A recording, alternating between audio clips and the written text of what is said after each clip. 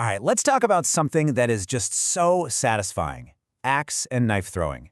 Today, we're going to break down how you can get that perfect, beautiful stick. Not by overthinking all the physics, but by treating it like what it really is: an art form. You know the feeling, right? You line up the shot, you're feeling confident, you let it fly, and dink. The handle hits the wood and your axe just bounces right off.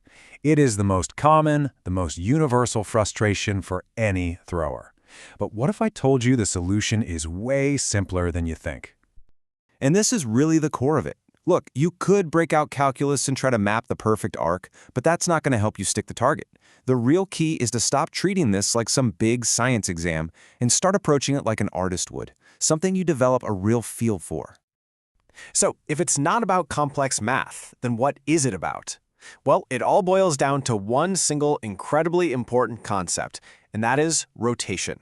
If you can master this one thing, everything else starts to fall into place.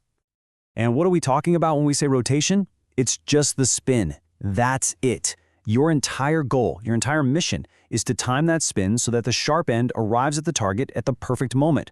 Not a split second too early, not a split second too late. And here it is, the magic number you need to burn into your brain: 1. From that standard 12-foot throwing line, for almost everybody and almost every weapon, the goal is 1. Single, clean, rotation. That's the mission. Okay, so how do we nail that one perfect rotation again and again and again? It's not about luck, that's for sure.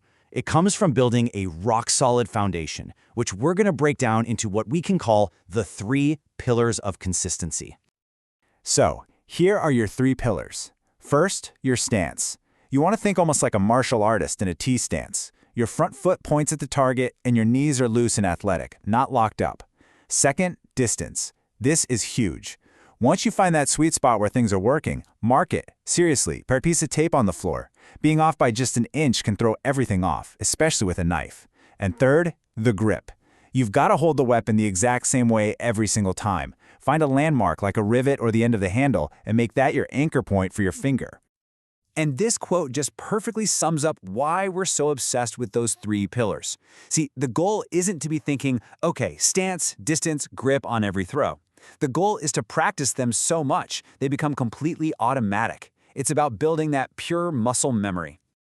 But let's be real, you're gonna miss, especially when you're starting out. This is where the art really comes back in. A miss isn't a failure, it's feedback. It's the target talking to you. You just need to learn how to read it. So let's get our troubleshooting toolkit out. This is the first and honestly the most important question to ask yourself after a miss. Don't worry about left or right for now. Just look at the weapon when it hit the wood. Was the handle pointing up toward the ceiling, or was it pointing down toward the floor? The answer tells you literally everything you need to know. And the logic here is actually super simple. If the handle is pointing up, it means the blade already swung all the way around and past the target. You've over-rotated. It spun too much. If the handle is pointing down, well, the blade just hadn't finished its trip around yet. You've under-rotated. It didn't spin enough. That's all the feedback you need. So now we can fix it. For a knife throw, if you're over-rotating, so handle up, you need to give the knife less time to spin. The easiest way is to just move up a few inches. You can also adjust your grip, maybe slide your thumb up to slow the rotation down, or even try a longer knife. If you're under-rotating, handle down, you do the exact opposite. Move back, slide your thumb down to add a little spin, or try a shorter knife. And for an axe, well, the logic is exactly the same, although axes are usually a little more forgiving. If the axe head hits first and the handle kicks up, you've over-rotated. So you move up a bit, or maybe try an axe with a longer handle. If the handle hits first, you've under-rotated, so you just take a step back or find a shorter axe. It's a simple, repeatable process. So once you've mastered those pillars of consistency and you've learned to read your misses like a book, you get to enter this final stage of the art form. And that's where the thinking stops and the feeling, the instinct just takes over.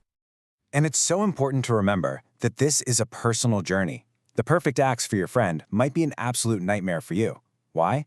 Because your arm length is different, your natural throwing strength is different, your grip is different. A huge part of the art is just experimenting to find the weapon that feels right in your hand and rotates perfectly for you. And this brings us to what might be the ultimate piece of advice. Once you've done the work, you've built the foundation, you've learned how to troubleshoot, the final step is to just let go. Trust your body. Trust the muscle memory you've worked so hard to build. And just throw. So the takeaway here is pretty clear, right? Stop trying to solve a physics problem and start feeling the rotation. Focus on being consistent, learn from every miss, and eventually just let your body take over. It's an art just waiting for you to learn it. So, the only question left is, are you ready to go practice?